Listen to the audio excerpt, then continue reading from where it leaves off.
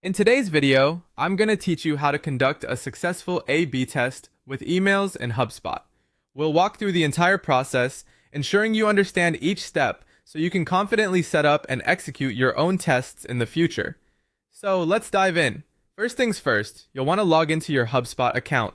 Once you're in, navigate over to the Marketing tab and from there, click on Email. This is where we'll start crafting our emails. The goal here is to create two different versions of the same email to see which one performs better. This is a key aspect of A/B testing and helps optimize your email marketing strategy. Think of it as a way to experiment with different designs, subject lines, or content to see what truly resonates with your audience. Once you're in the email section, go ahead and create those two versions of your email.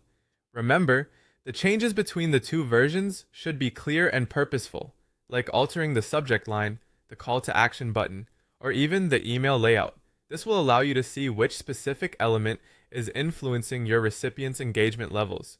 With the emails ready, the next step is to set up a workflow. This is essential in automating the process and making the testing seamless. Head over to Automation and then click on Workflows. Here, you'll be able to map out how and when each version of the email will be sent. This is where it starts to get exciting, as you take full control over the testing process. Now let's set up our workflow with enrollment triggers. These triggers will define the criteria for who receives version A of the email and who gets version B. Think of them as the dividing line between your segments. The key here is to make these segments as similar as possible to get unbiased results. For example, you might want to segment your list based on demographics or previous interactions with your brand. This will ensure that the outcomes are a direct result of the email versions and not other variables. After your emails are dispatched, it's crucial to monitor the performance metrics. Set up criteria to automatically recognize the winning version, based on metrics such as open rates or conversion rates.